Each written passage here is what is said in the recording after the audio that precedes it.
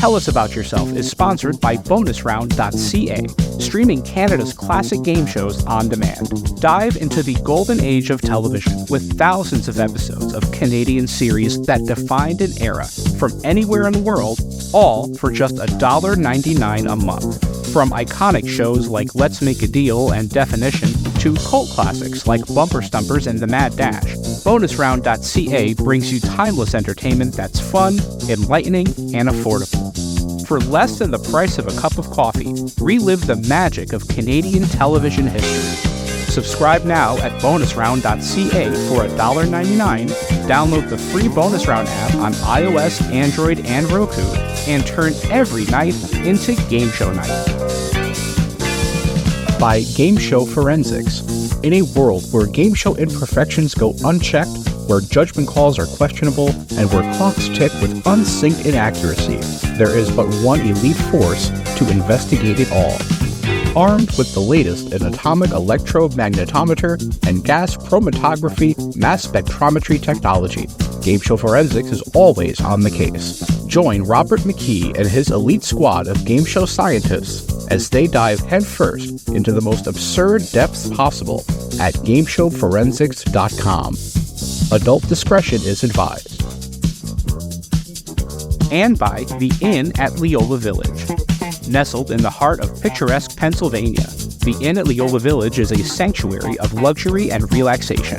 Indulge in the timeless beauty of their historic suites, each meticulously designed to transport you to a bygone era of elegance and grace.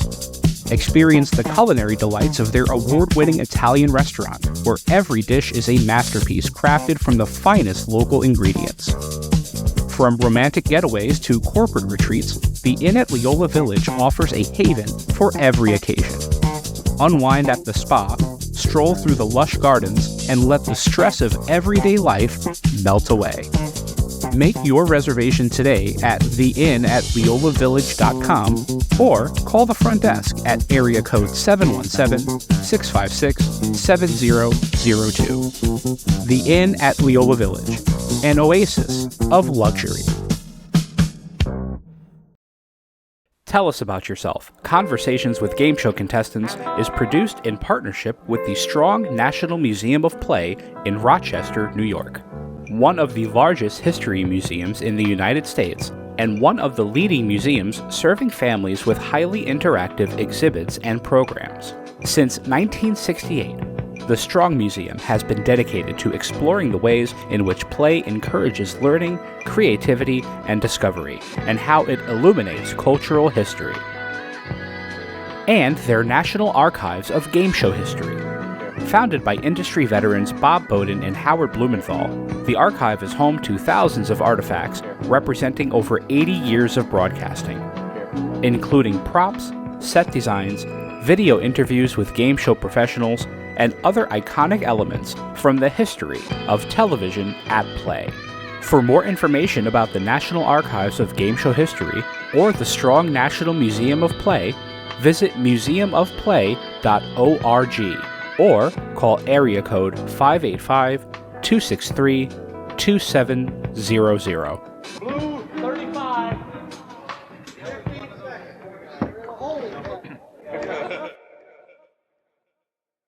Tell us about yourself, would you? Tell us something about you. For any new viewers, why don't you tell us again about yourself? We've met before, but let's meet again. Tell us about What yourself. else can you tell us about yourself? Perhaps you'd fill us in again and tell us about yourself.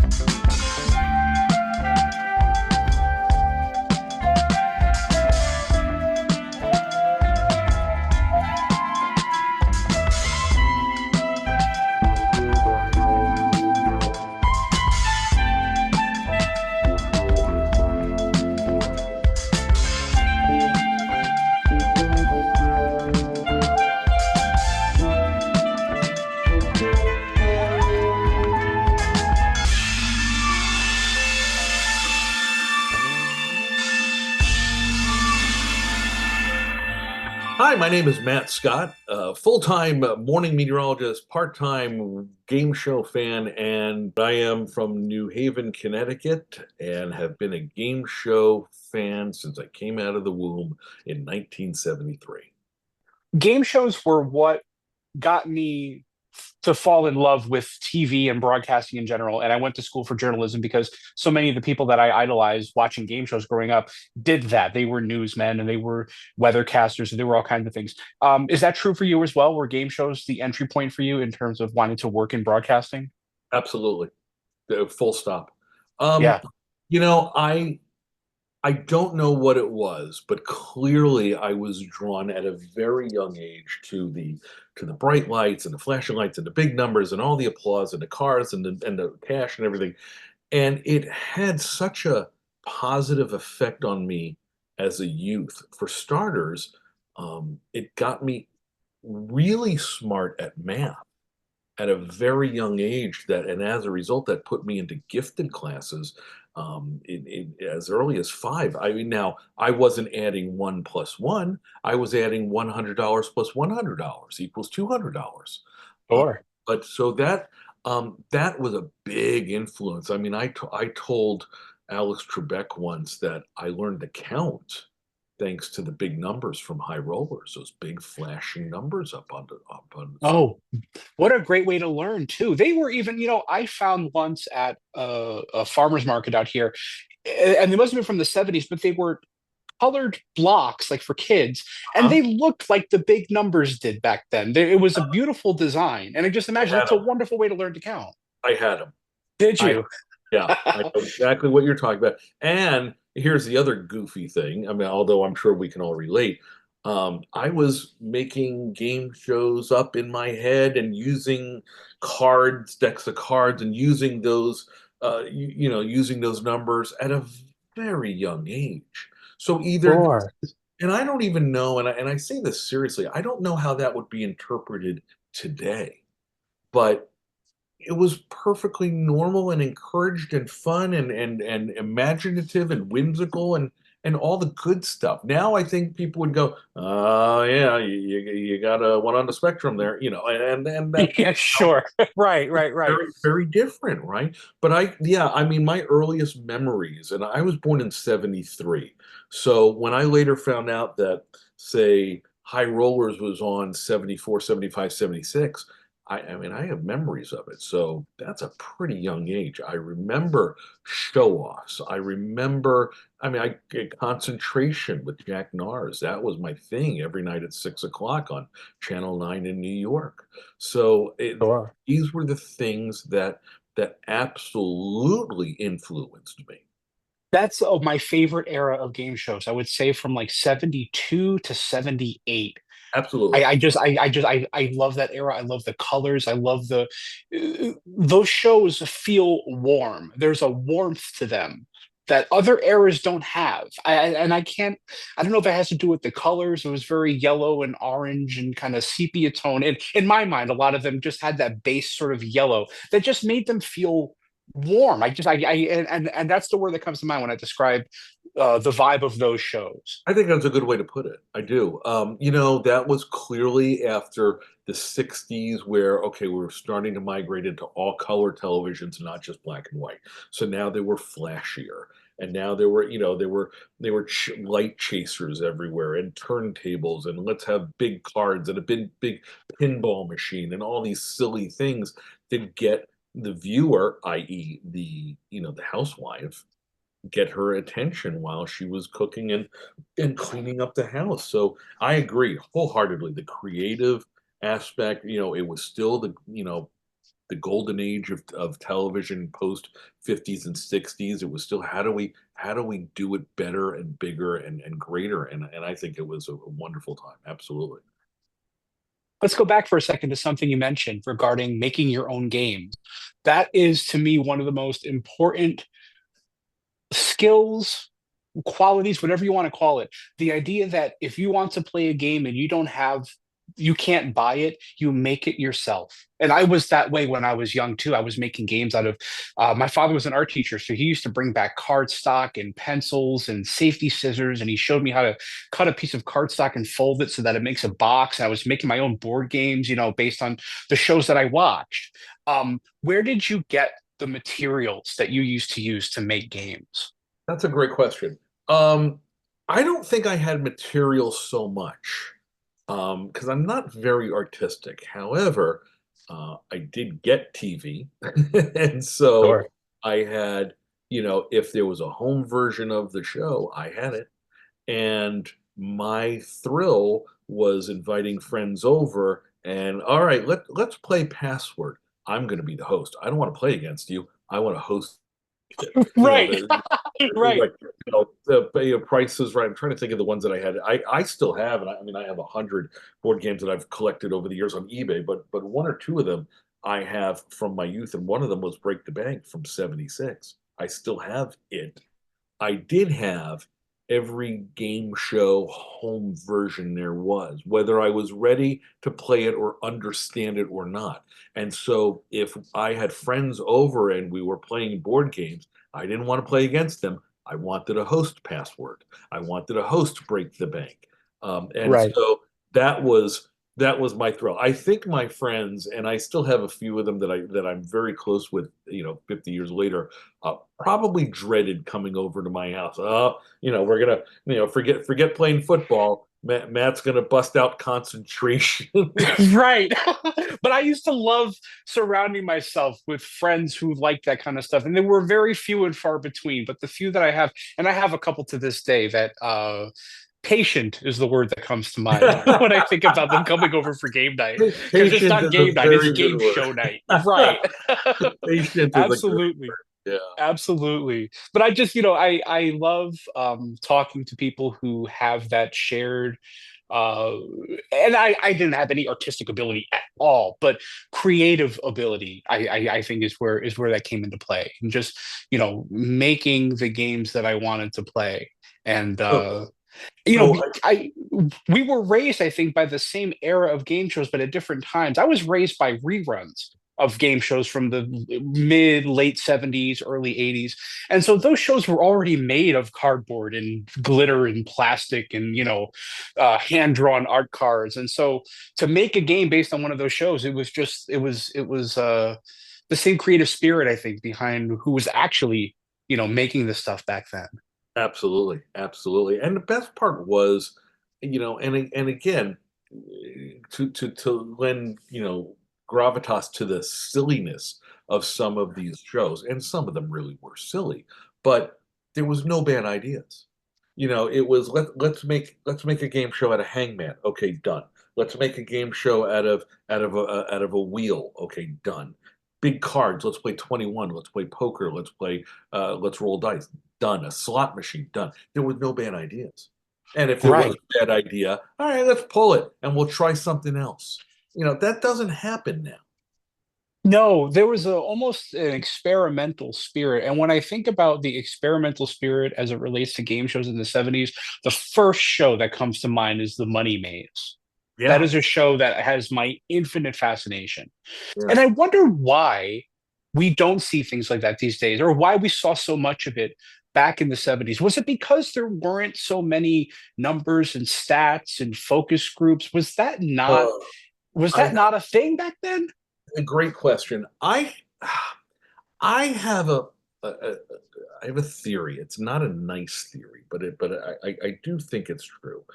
Uh-huh. Um, I think a lot of it lends to the fact that they were playing to a certain demographic. And if you remember, I mean, these shows that were on daytime, they were really the contestants were either, I mean, they were going after the housewives or they were going after couples.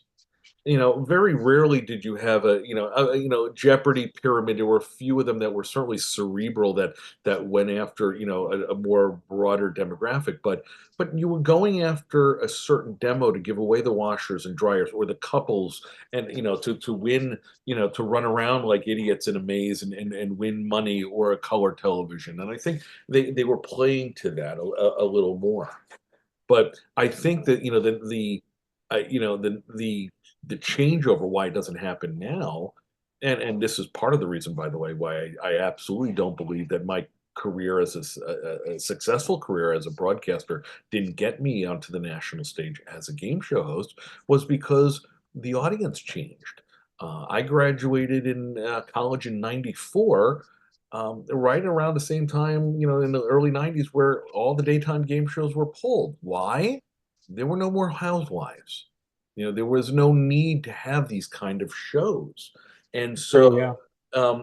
not that I wish that I had been born 10 years earlier, but I think that if I was a child of the set, or let me try that again, a young adult of the 70s or 80s, I might have hosted the Money Maze. I might have given that, but the weatherman who got the shot to host Go, or Joker's Wild, Pat Finn, Kevin O'Connell. There were a number of them. Bob Goen was a sportscaster. So I'd like to think that maybe I would have gotten a shot. Who knows? But there was no demand for it by the time that I got into my career. Yeah, and I could definitely see that being the case. I remember a brief period in my life, mid 90s, when game shows sort of went away. And I remember even the USA reruns kind of faded out. And at some point, Game Show Network faded into my life, and that was it. But I remember them, vaguely remember them not being as popular during that era. I had an interview a few months ago with someone else for the show, and they mentioned the idea that games are so accessible these days. And I think he gave the example of Wheel of Fortune. Wheel of Fortune used to be a game that you played at 7 o'clock or 7:30 when it was on for half an hour. If you like the show, you buy the board game, you play once in a while. But nowadays, you can play 1,000 games of Wheel of Fortune for hours a day. They're just, the novelty of playing a simple game like Hangman with a big carnival wheel is a little bit diluted because it is so accessible and it's so, it's like a public utility, games like that. You know what? I mean, I hadn't thought of that, but I totally agree with it. I mean, think about it. There are apps for that. You want to play Hangman, or you want to play Wheel. There's an app. Go download it. Play, solve the puzzle of the day. Or there's a whole bunch of different ways to play it. Again, showing my age here. If you wanted to play Wheel of Fortune at home, you had to buy the home game, and that was it. And so, yeah, that's a sign of the times. Plus, to say nothing of the fact that, oh, did you like watching Wheel of Fortune tonight? You want to watch 800 more episodes? Let me show you YouTube, or let me show Right. you the streaming channel. It's a whole different world. Pluto and all that. Yeah, absolutely. Oh, there's so much content out there right now. And, realizing how much content there is, and also just going a layer below that, realizing how much bad game show content there is. How often have we been excited to see something premiere on YouTube, and then we watch it and it's horrible. It happens so Very often. true. But even the bad shows, I'm fascinated with. I'm fascinated that that's an idea that made it to a pilot. Like they spent money to build a set for this thing. Well, it's funny you say it that way, because there was a seismic change in my career. Oh gosh, I'm going a good 15 years ago, where it dawned on me that I was being critical of the few shows that were coming out. And the reason I was critical is because I was a student of the shows of the 70s and 80s, of the Goodson Todman, and the Bob Stewarts, all the Heater Quigley, that these shows that had been vetted and vetted and vetted and vetted to get on the air, to have a format that was lock solid. And now you see this dreck that's on the air, and you go, well, who the hell greenlit this? And so Right.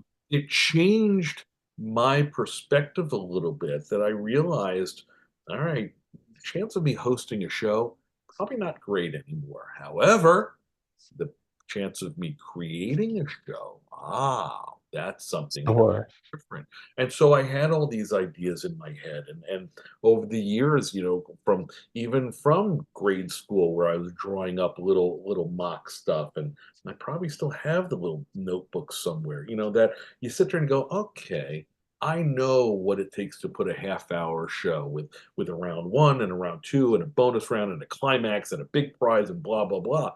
And I could do this better than these yahoos that are getting the shows green lit. And Right. so I started pitching more than I did wanting to be host. Now, I'm asking this question as somebody else who has always dreamed of working in broadcasting, being a game show host, that whole thing.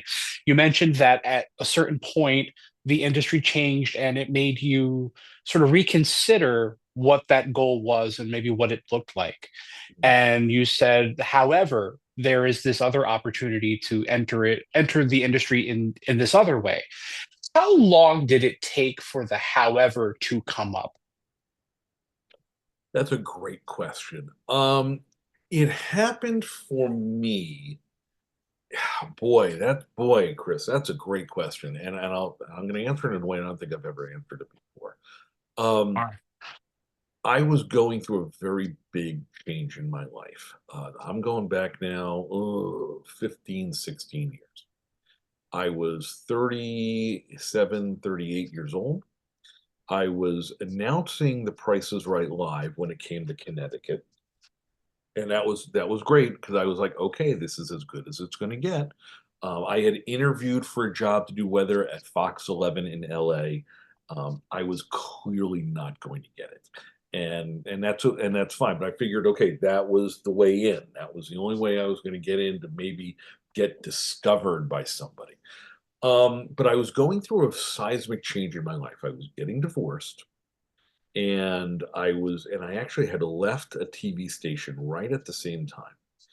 And I started to figure out how to reinvent myself. And I'd gotten some advice from some friends who worked on Prices Right and others who were mentors of mine who said, look, you know what? Pitch these shows, see what happens. And so I looked at it more of a financial thing. Okay, maybe this could be my next phase of my career. Now that clearly didn't happen for a lot of reasons. One, I ended back in TV a year later, thank God.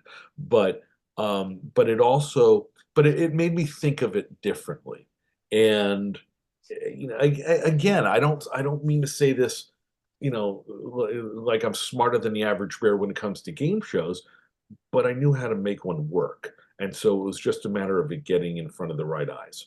Is something that has come up in my life recently. The idea that maybe that dream isn't going to happen to the letter, the way that I imagined it, the way that I always thought it was going to happen. Maybe it will be an experience that will satisfy the itch, but maybe Yeah. not necessarily be the host of The Price is Right. Do you know what I mean? Maybe Well, I'll be a and that's guy who knows how to tie a tie and knows how to carry a conversation. Maybe that will be the extent of it. And is and that that cool? I think it that might be is cool. exactly correct. Because again, once we started, you and me as adults, once we understood how these game shows work, that if you were doing a 13-week show, you worked literally 13 days. You did a week in one day. And then if the show got canceled, you were done. That was it, unless you got hired again, which some people did, and many people didn't. Right. And so, is this really good for raising children? Is this really good to live off of? Ask Graham Elwood. Ask Ron Pearson. I'm trying to think of guys off the top of my head in the '90s that had a shot, and then what? And that's not to say that they're not good people and hard workers. It just is such a random crapshoot that you sit there and you go, okay, you know what? Responsibly, I cannot do this. So what am I going to do? I mean, but again, that comes from, and I say this comfortably. Right. I feel like there comes a time, and this is something that I'm guilty of. There comes a time where you have to stop romanticizing the dream and realize that it is a job just like any other job. And honestly, doing this podcast has been a great way for me to see that firsthand. It's not always, and actually, Graham Elwood, who you mentioned, is a great example. I got to interview him a few months ago, and we talked about the idea that the people like us who love this kind of TV really romanticize the idea of being a host. But to the hosts themselves, especially somebody like Graham Elwood, who's not a career game show host, it's a gig. It's something to put food on his table. And Correct. and once it goes away, he's back on the line looking for a job, just like the rest of Hollywood or the rest of us who are looking for jobs. And that's exactly it. Listen, I say this from a comfortable seat. I have been a broadcaster now. Last week, I hit my 30-year anniversary of doing local television. Now, that's nothing short of amazing. I'm stunned myself. But I can say that in 30 years, seeing how the business has changed and realizing that, okay, you know what? I'm gonna stick here in Connecticut. I'm a pretty well-known meteorologist and a co-host of a morning show here. I pay my bills. I have a nice life. I can, send my kids to college. Do I really want to mess all that up for 13 weeks of hosting Celebrity Pull My Finger? It's not. Is it Right. is it worth it? And so I think we all, and again, it comes with maturity and age, Chris. I think we know what the answer is. Yeah, absolutely. Absolutely. Tell me about your experience on The Weakest Link. How did it come about? Give me the context. Where were you? What did you want to do with that experience? What did you want to walk away with? And what did you walk away with? Well, the whole reason we're doing this. So I was, so game shows were coming back. This was the late '90s, and Millionaire obviously struck gold, and now all of a sudden there were these other game shows popping up.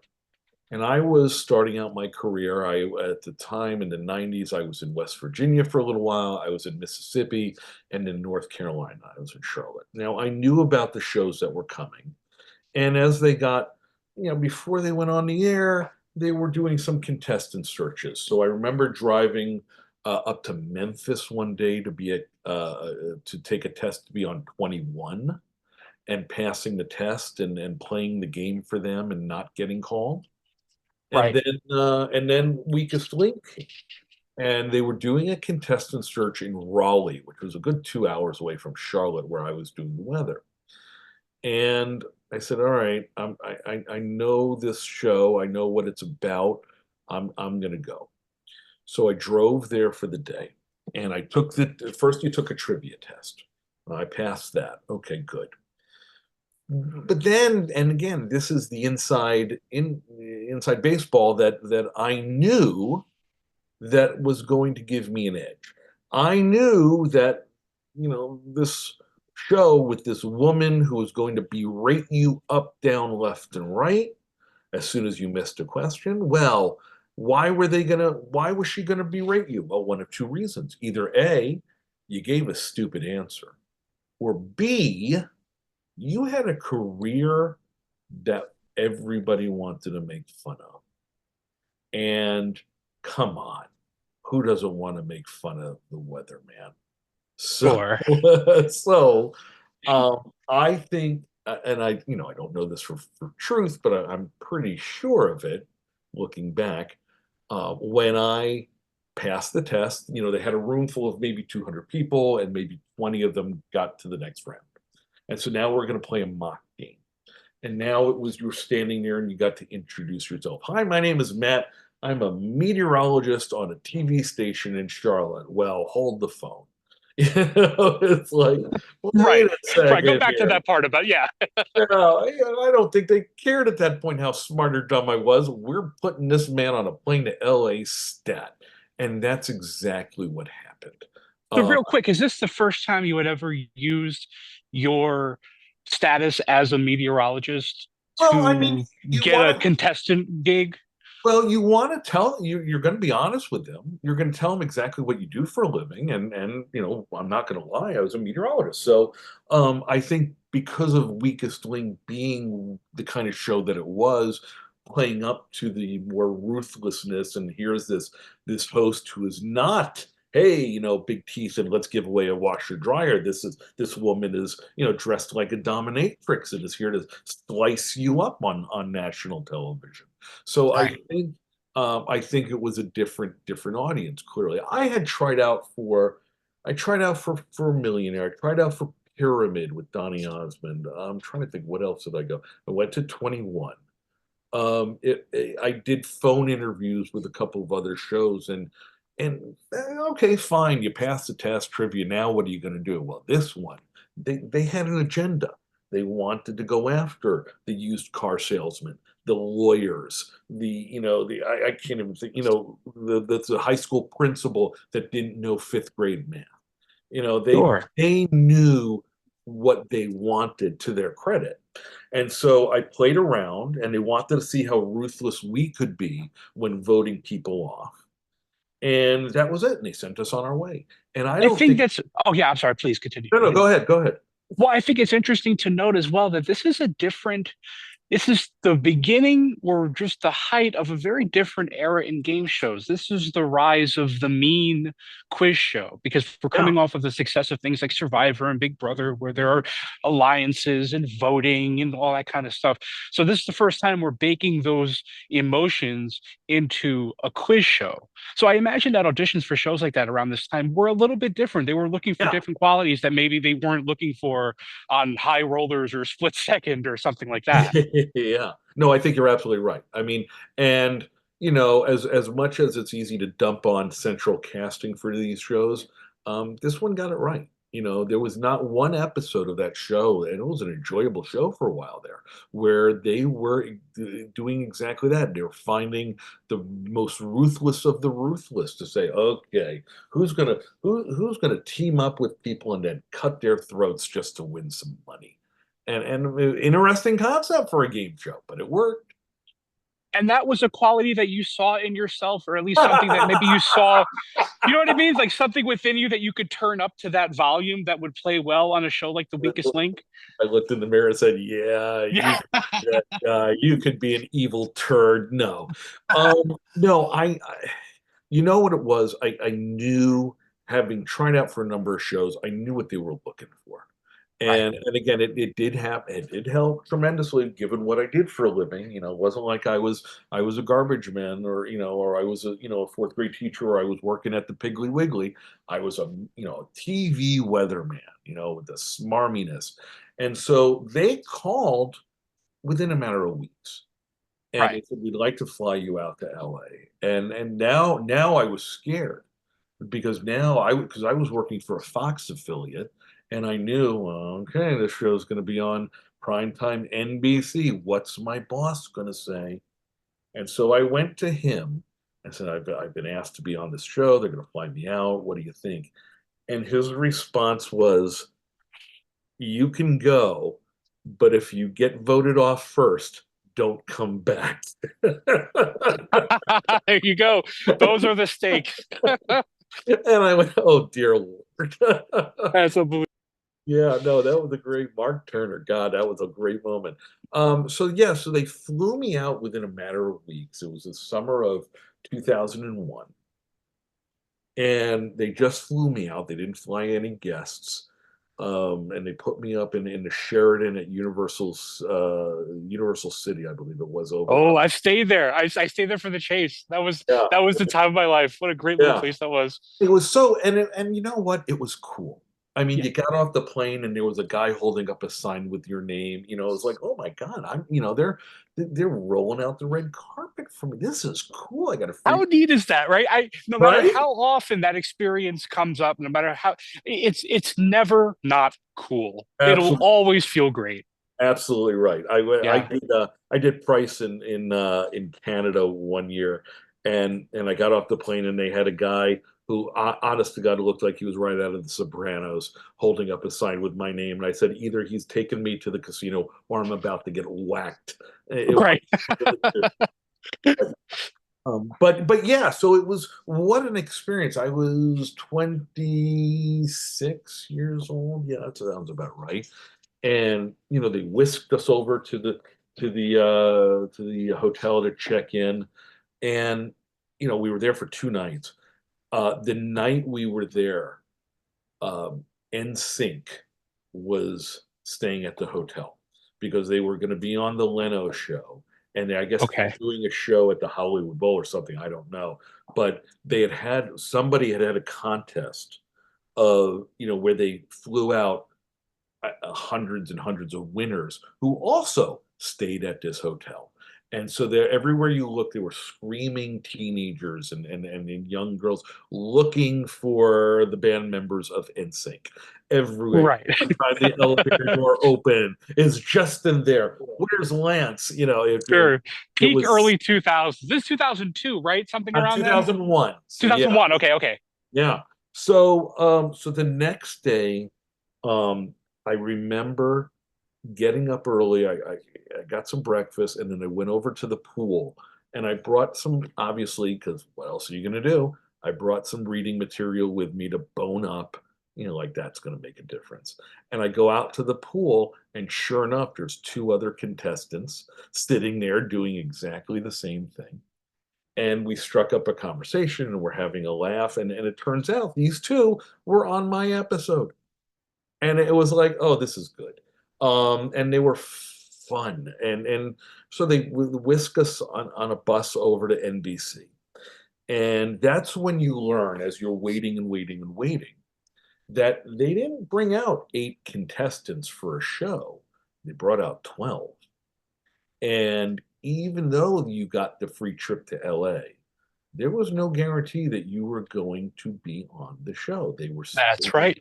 They were still going to do one more run through. And so we're in this makeshift, green room eating cold cuts. And finally, because they shot 2 episodes in one day, it took that long, and we were the second one. And to make it even worse, Chris,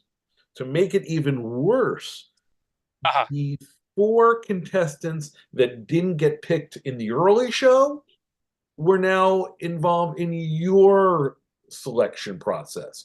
So now you were not up against 11 other people; you were up against 14 others. Oh, geez. So now there were 15 people looking for 8 slots to be on a show. Right. So the producers come out and they play a mock round with us to kind of get us warmed up. And they don't care how we do trivia-wise, but I'll never forget this. This was the one question they asked. What will you do to win the show? And they wanted to hear the most cutthroat of cutthroat answers.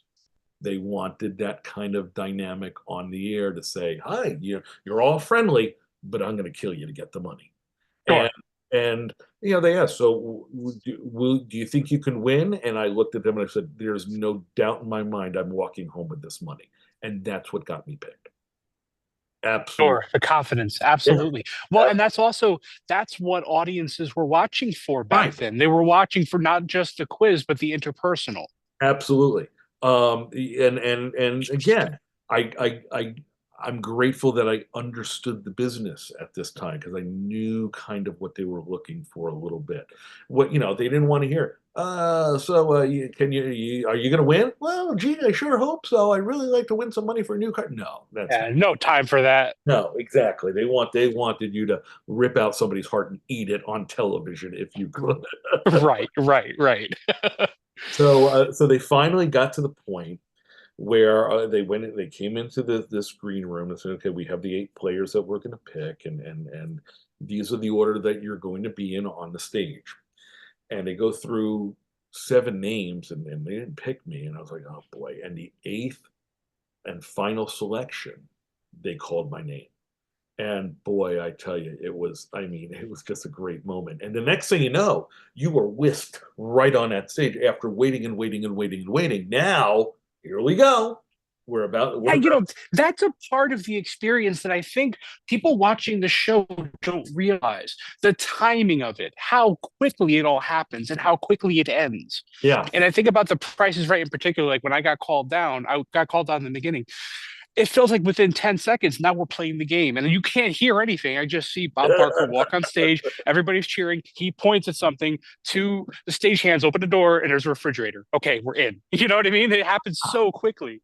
And I went, did my pilgrimage to Bob Barker one year. And, I waited up all night. I stayed at the Farmer's Daughter, just like everyone else, the way you're supposed to. Sure.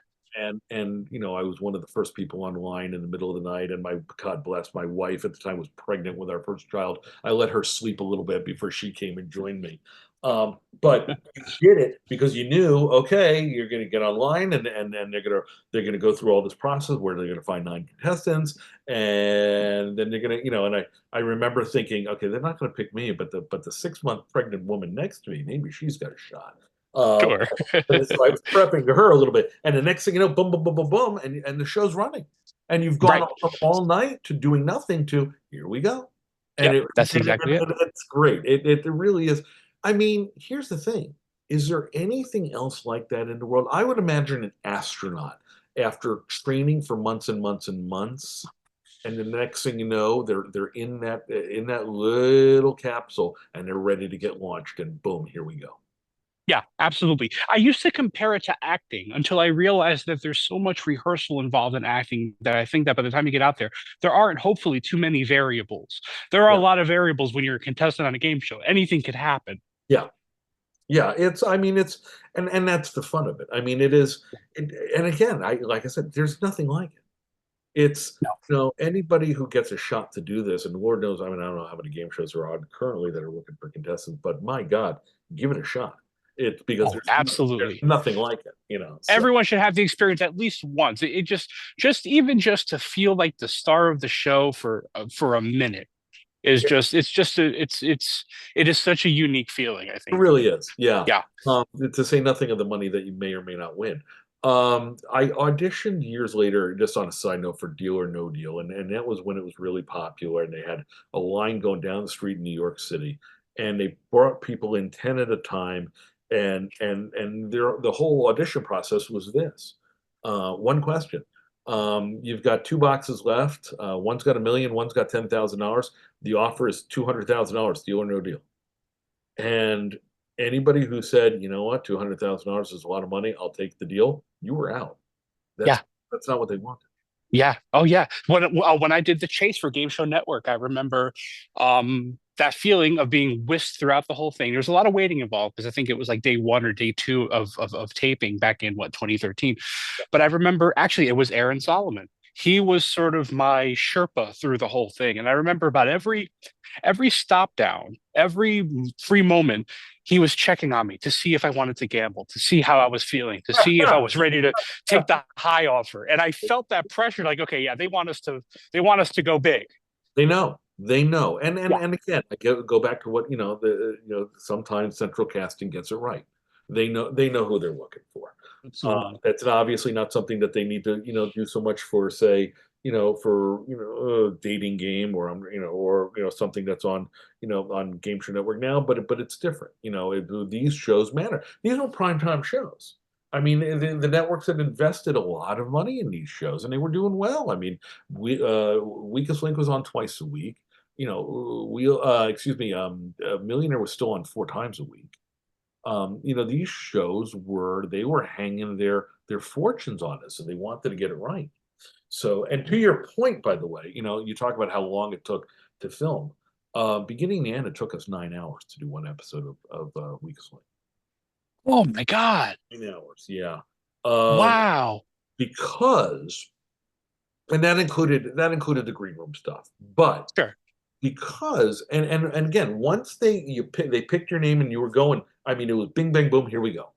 Yeah. And so, what had happened was, and again, remember, and not that the technology was so far different 20 years ago in 2001, but at the end of every round, after 2 minutes of play, they had to get every shot possible.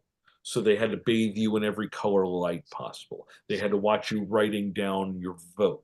They had to do it from Oh, right. Yeah, the pickups. exactly. Yeah, And yeah, yeah. then she would come out and she would ridicule you all for about a good 5-10 minutes. And she did it very slowly because Ann Robinson had an earpiece on and a room full of comedians, and they knew, what questions had been missed, and let's make fun of this one for that, and whatnot.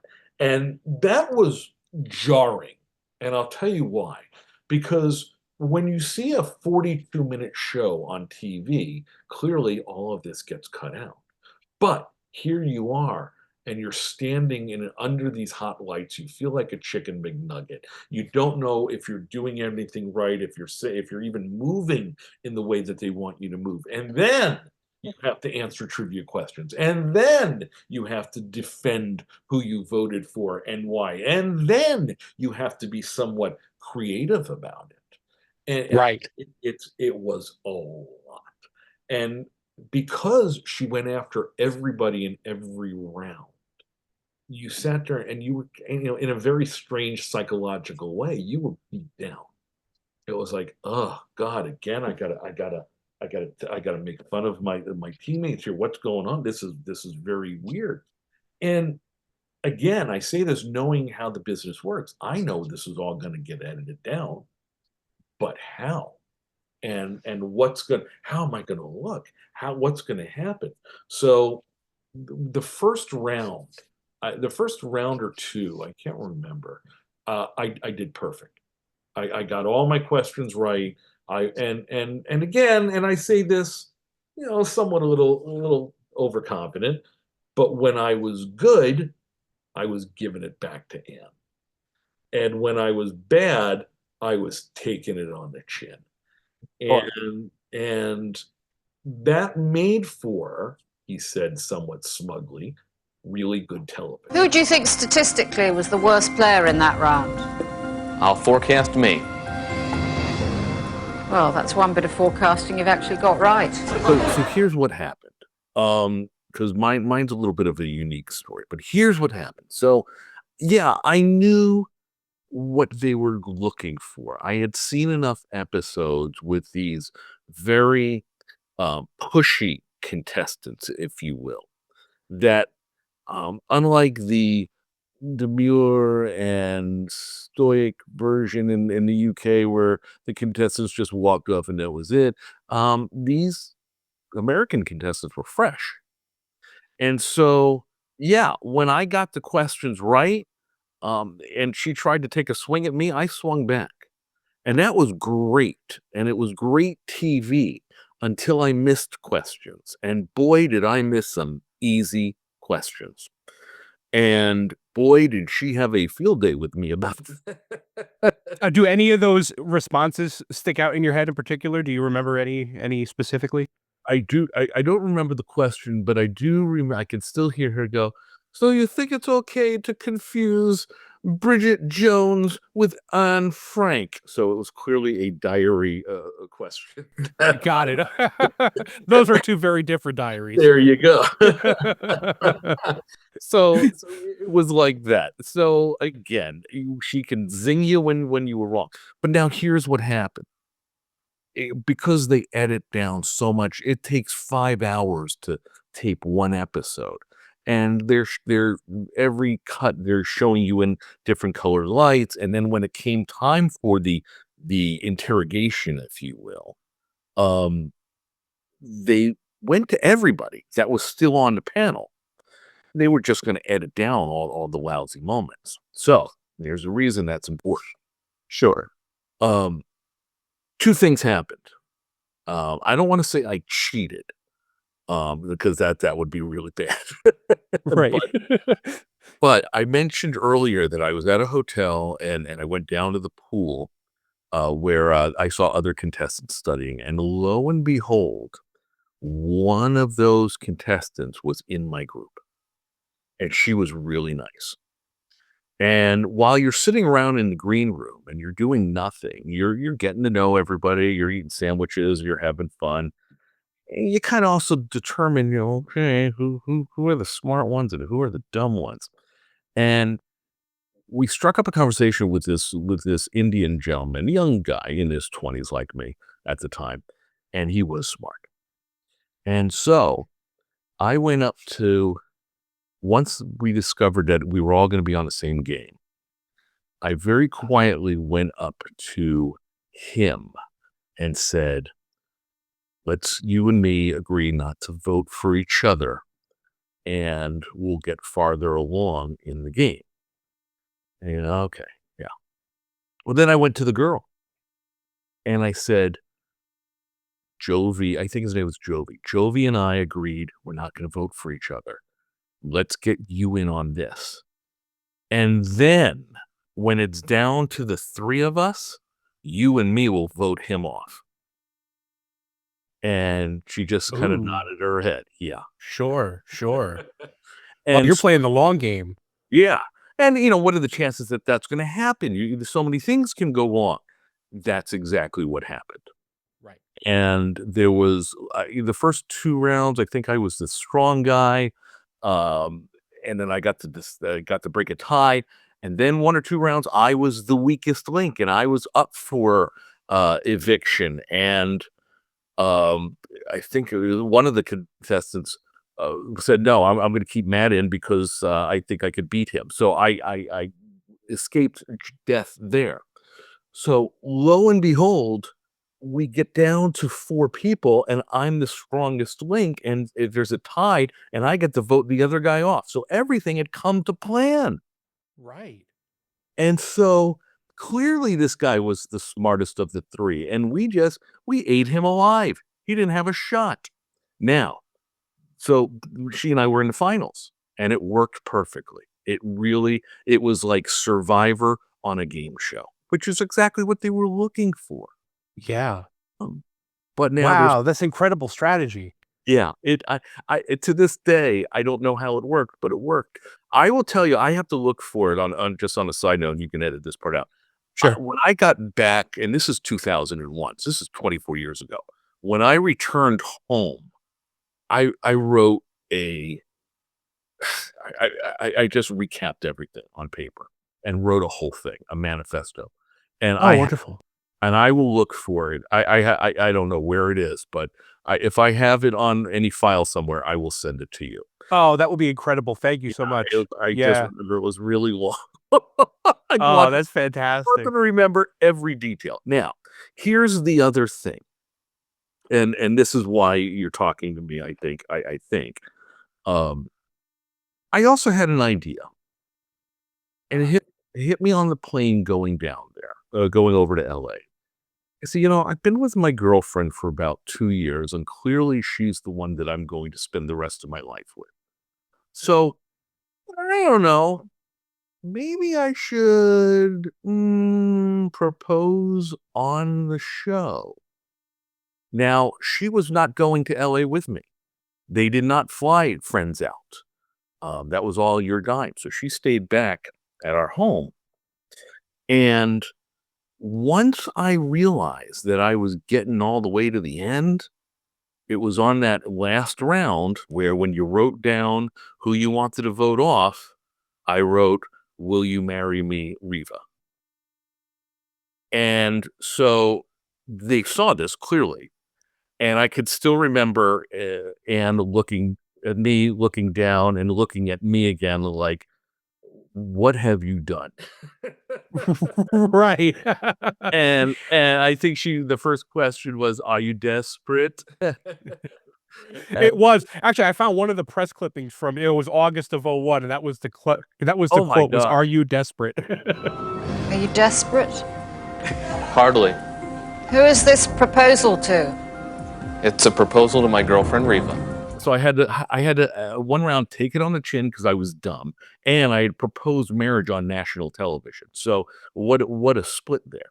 The last thing she said to the guy as she was voting, as she was kicking him off, was, "It could be worse. You could be Matt's girlfriend." Oh. And so what a moment. Now here's the PS to it. Okay. So the game finishes and I choked on the final question. After 9 hours where you're standing there, and this is not the timed round at the end. They said you could take all the time you want. And at that point I was pudding. So I was not going to get the last question. I took it all the way to the end. I pulled one out of my ear and blew the last question. And that was it. The other girl, the one who I had conspired with, I should have said we should split our winnings, but we didn't. Right. She won the money, 50,000, whatever it was, and I did not. So we get off stage. That's it. And one of the producers comes over to me and he goes, "Hey, were you serious about that marriage proposal?" And I said, "Yeah, why?" And he goes, "Well, because, we edit down these shows and we kind of develop a narrative and we look for a good guy and a bad guy. And tonight, you're definitely our bad guy." Oh, And that's what a compliment. right, except I went white. And here's why. Okay. I flew back from LA to Charlotte thinking, what have I done? What are they going to show? How are they going to show me? Because remember, I'm a weatherman on TV. I'm the jovial one, the happy one. The guy that you come to after 15 minutes of death and destruction. And Well, now that yeah. you show me as an ass, oh boy, I was legitimately scared for a few weeks. Now I told nobody. I did tell my mother that I had proposed. I didn't tell anybody else. I think I told my girlfriend that I did not win and told nobody else. You had all the papers. You couldn't give up the ghost in any of it. So Yeah, sure. I told nobody. A couple weeks later, well, about a week later, I'm in my apartment and I get a call. And it was a publicist from NBC. And they said, "Hi, listen, we saw your episode, put it together. We saw that you proposed marriage, and Access Hollywood would like to do a story on you." Ooh, welcome back, everybody. On last night's Weakest Link, host Ann Robinson was her usual acerbic self going after meteorologist Matt Scott. But Scott had a surprise up his sleeve that would make even Ann crack a smile. Now, in this current context, is this a positive or negative development? It's a positive because I was 27 years old. My career trajectory was still going up, and I thought, well, this could be interesting. So I went, yeah, okay. So they came up with the idea because they learned that I lived in Charlotte at the time. My girlfriend lived in Mississippi, in Jackson, where I used to work. And so we did this long distance thing for a few months there. Right. And so when they learned that we weren't going to be together to watch the show, they came up with this idea. Well, let's put a camera in your room watching it with your friends, and we'll get a camera into her house watching it with her friends. So I was like, okay, now I have to do what every future husband doesn't want to do, or does he? And that's a lie. Sure. So I called my girlfriend. I said, "You're not going to believe this." God, in hindsight, I'm remembering the story for the first time in years, Chris. And my God, what a conniving son of a gun I am. Well, I'm telling you, you had so many moving parts to this appearance. It's unbelievable that you still had the wherewithal to play the damn game. It was great, and it was almost like the game is secondary, right? Yeah, right. Well, that's what I'm noticing here. And real quick, just while we're on the subject of this particular part of the thing, you waited until until the final round to drop the bomb and ask the question on the screen. Yes. If you hadn't made it that far, if the timing of all the plans that you had for this game wasn't so fortuitous, where would you have done it? Like showbiz brain, where would it have made the most sense in the course of the game? Would you have done it if you didn't make it to the final round? The answer is nowhere. It was a calculated gamble. I mean, could I have done it in round one? Yeah, but then I think, and again, here we are doing strategy on a show that aired 25 years ago. If I It's what we do best. Yeah, exactly. If I'd done it in round one, would that have made me a mark for the rest of the show? Do you leave me alone, or do you vote me off because we're going after the guy who's trying to be romantic on national TV, or what have you, who's still confusing Anne Frank with Bridget Jones? Who knows? Right. It could go both ways. It could be a sympathy Exactly. play early on. So I don't want to come off as that smart, Chris. Sure. I would like to believe the 27-year-old Matt thought, okay, if this works, great, and if not, great. And it worked. It worked. And it was like, oh boy. So back to my girlfriend and lying to her. That's right. So I call her up and I said, you're never going to believe this. The show is so popular that they're going to do a behind the scenes episode on how they put one together, and they've picked our episode, and they're sticking cameras in all of our houses to watch us react to the show. And I explained to them that we weren't going to be together, and they said, okay, well, let's just put one in your girlfriend's house too. And God, I loved my wife. she bought it. She was gullible and she bought it. Right. And so the local affiliate, that NBC called their local affiliate, and they got a camera person. And I told my girlfriend, go have a small party, watch the episode. And they brought a camera into their living room. And meanwhile, I had one of my photographers at my station shooting me. They knew. I had to tell them why. Yeah, sure. So it gets to that, 40 minutes into the show, and the proposal comes down, and we're like waiting now for the phone to ring. So, did she accept? Well, the show was recorded 4 weeks ago, but last night we were at Reva's house in Jackson, Mississippi, as she got the surprise of her life. It's a proposal to my girlfriend Reva. After coming to her senses, Reva called Matt in North Carolina to give him her answer. Warren Buffett. Hello. Is this man any guest? She said yes.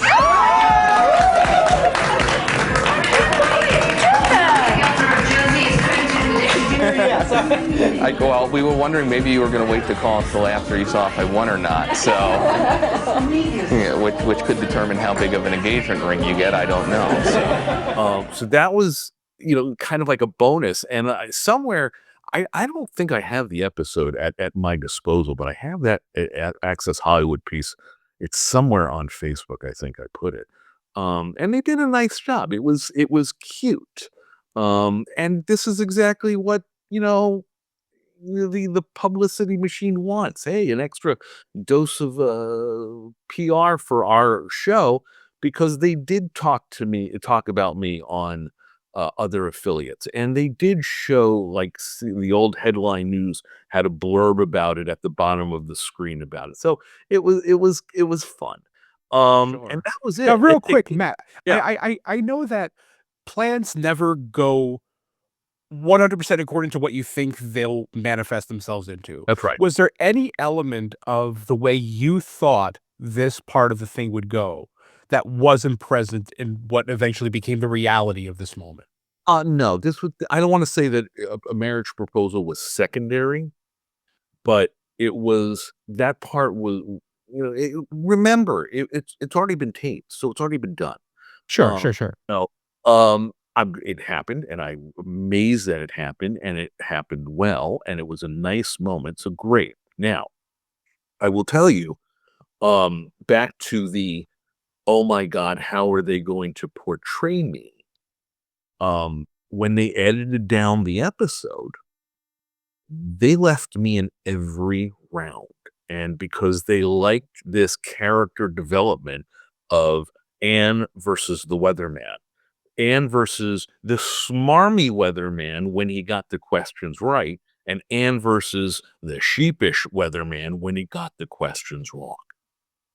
And oh my, every round, our exchanges are in there. She takes a swing or I swing back, and it's like, oh boy, this is how they portrayed me. Now, the Charlotte Observer did a story on it, and that was great.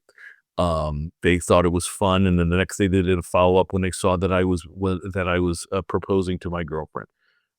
But also, you got to remember, we have viewers, and I got to tell you, I got dozens and dozens of emails into that newsroom, and about half of them thought that what I did was the sweetest thing ever. Were, what an ass this guy is. Right. But that's good art. Good art makes people, it opens up discussion. It's open to interpretation. I think it's great. I don't care if you like me or hate me, as long as you're watching me, Sure. Absolutely. Yeah. So, and then one other quick little PS, just while I'm thinking about it. I was a weekend weatherman at the time, and it was the Fox station, so there was only two of us. But apparently, unbeknownst to me, they had a pool going on to see how far I would go. And the person that won the pot was my chief meteorologist, who gleefully told me after the fact, "Hey, I won more money than you did." Oh, that's how charitable. Right? Exactly. Yeah. Right? So it was really what a wonderful experience it was. I mean, and it was so crazy, and I don't think it could be duplicated now with the shows that they do because everything is, from central casting and whatnot. But Oh, yeah, it's engineered for likes and all yeah, they that. they were big on doing contestant searches because Millionaire had started doing it, and I'm trying to think what other big shows that they did contestant searches for. In those days, I mean, Greed was on. That wasn't ever I don't know Yeah, I don't know that that was ever a big show, though. yeah, I remember driving to well, okay, I'll give you 2 of them. I remember driving to Atlanta to, audition for Pyramid, with Donny Osmond, and Okay. first of the day, and I didn't get far. But the other one, was, 21. Um, Oh, that's right. so Yeah. yeah, and again, and this is I know this is all e extra fodder for you.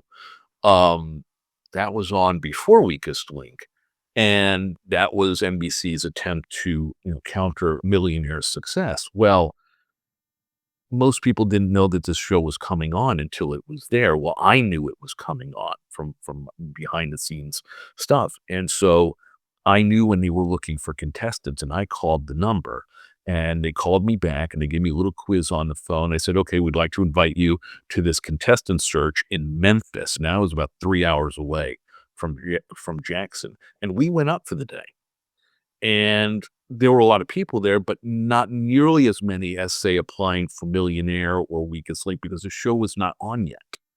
So it certainly increased my chances of being selected as a contestant. I took the test and I passed the test and I got to play the game for the producers, and they didn't call me, and which is fine, obviously. They didn't even have the format down at that point. I think they were still playing it like the original version. But there was a guy that I was talking to in the contestant search that I'd become a little friendly with. I have talked to him 20 years. Um, he had been on a couple of shows, and they did pick him. And he was on, I think, the first or second episode, answered 2 very simple questions and took $100,000 home. It was, and by then, now the show's on the air, so now they're getting all the people to, "Oh, I wanna be on, I want a piece of that." But at the time, because the show had not premiered yet, it was like, "Oh, I got a better shot of being here." I will tell you that that was part of the thing that helped me learn for being, on the search for Weakest Link. I learned that this is how it works and give the producers what they want. Yeah, it's great to have that sort of dry run opportunity. Absolutely. In describing your interplay with Anne on the show, I think there's an important lesson there for potential contestants. And I had a similar experience when I was on it was called Hip Hop Squares. They did it was the very first of those Hip Hop Squares reboots that they did. It was and they played it straight. It's the only one that had actual contestants. It was on MTV for maybe like a season. But I remember them backstage telling us, "Do not engage with the celebrities in a way that will make you look funny. Do not try to be funny. They will eviscerate you." And I feel like in your experience with Anne, there's a lesson about pushing and pulling. It's not always about getting up there and having the quickest line or being the most insulting or, it's about reading the temperature of the situation and allowing room for both of you to have the opportunity to say the killer line. I will say that's absolutely right, number 1. I will say that, again, as I mentioned earlier, Weakest Link was looking for contestants that she could have a field day with, and TV weatherman was certainly on that list. So, I don't wanna say it was an advantage to the other contestants, but I knew how to ad lib. I had already done a few years of TV, morning TV, so I knew how to be fast on my feet, and like you said, read the temperature of the room. So, yeah, when she came to me, I was not trying to, say, upstage her. I wasn't going, "Oh, well, look at you all in black." That was it was really, she asked me during the round 1, "How do you think you're going to do tonight?" And I said, "Well, I'm forecasting I'm going to win." And that kind of thing. Sure, sure.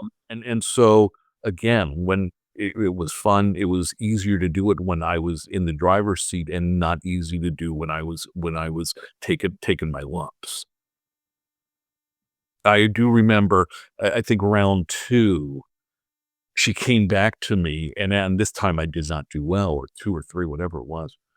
And she said, "Now, I thought you said that you were going to do well." And I said to her something along the lines of, "Weren't you paying attention, Anne? I said I would miss a few questions along the way. My forecast was right once again." And there was a hushed, "Ooh." Yeah, right. That's a great reaction.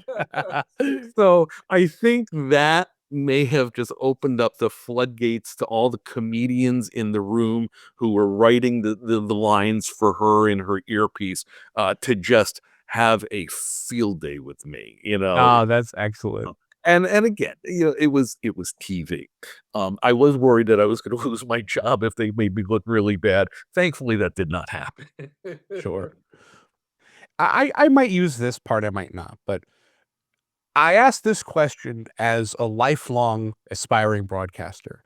TV and broadcasting and that whole world that we all dreamed of working in one day is so much different in 2025 than it was in even the year 2000. Um, Without being already famous or an influencer or a recognized known entity, is there a realistic inroad to that industry for an aspiring broadcaster these days? The answer is no, full stop.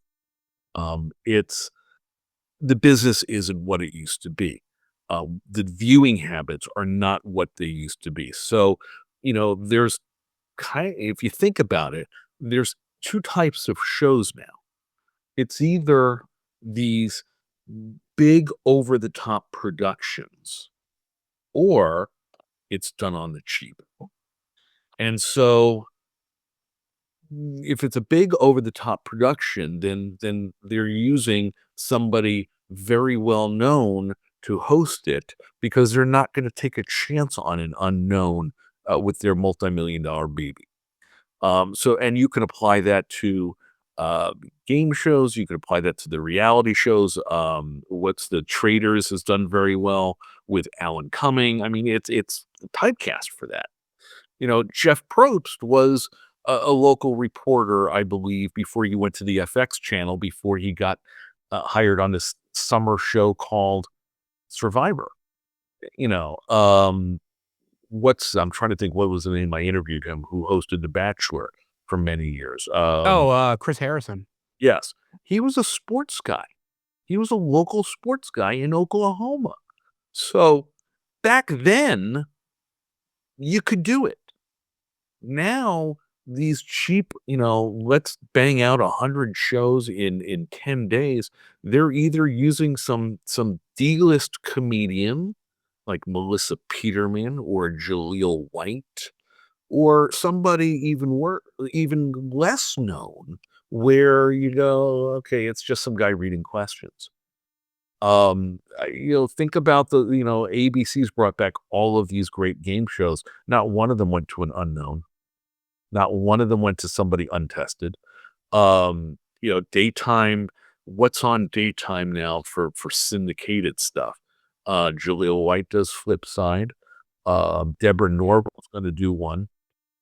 Meredith Vieira doing 25 Words or Less. So they're big enough.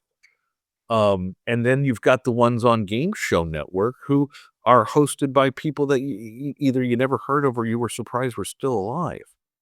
So some of these actors hosting these shows, it's like, oh, Sure. Valerie Bertinelli, eh? Okay, Yeah, right. Can she host the show? Well, we're gonna find out. On the Puzzler Show, who's on King of Queens, Leah. Leah Remini, yeah. Right? Could you pick her out of a lineup if would you know it was her if you saw her at the grocery store? Maybe, but probably not. And so that's the 2 camps that they're in.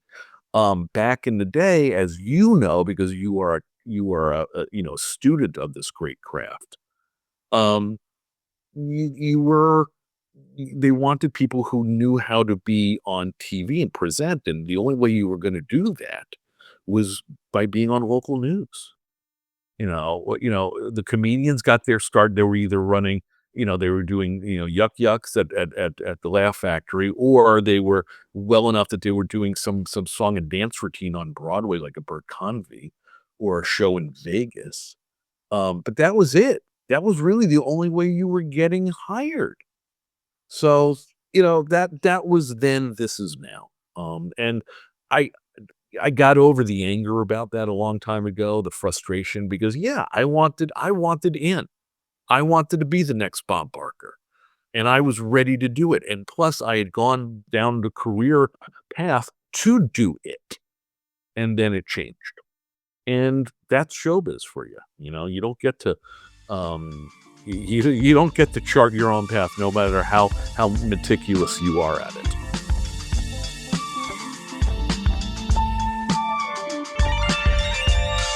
Tell Us About Yourself, Conversations with Game Show Contestants, is hosted, produced, and edited by me, Christian Carrion, from my studio in beautiful downtown Lancaster City, Pennsylvania. Co-executive producer Cory Anotado. Researcher Chuck Donegan. This has been a production of BuzzerBlog, the most popular game show website in the world, in partnership with the National Archives of Game Show History at the Strong National Museum of Play in Rochester, New York. For more information, visit museumofplay.org. Thank you so much for listening. I'm Christian Carrion. Good night.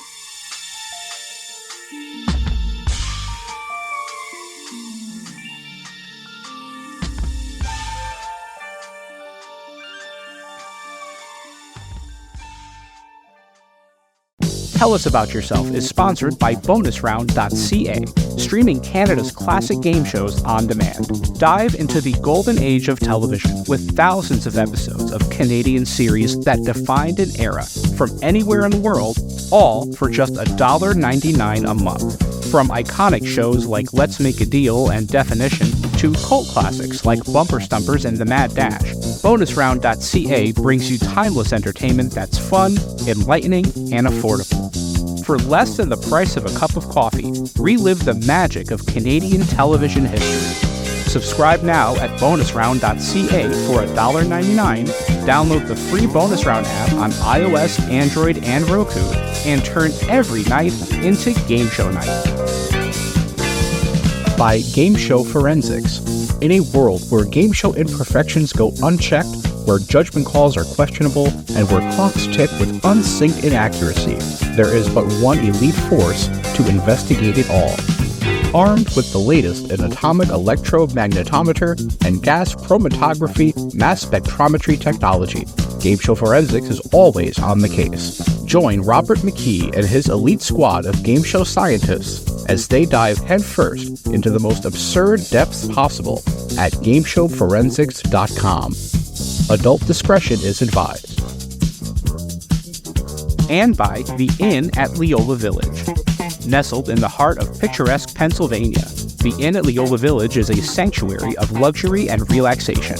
Indulge in the timeless beauty of their historic suites, each meticulously designed to transport you to a bygone era of elegance and grace. Experience the culinary delights of their award-winning Italian restaurant, where every dish is a masterpiece crafted from the finest local ingredients. From romantic getaways to corporate retreats, the Inn at Leola Village offers a haven for every occasion. Unwind at the spa, stroll through the lush gardens, and let the stress of everyday life melt away. Make your reservation today at theinnatleolavillage.com or call the front desk at area code 717-656-7002. The Inn at Leola Village, an oasis of luxury.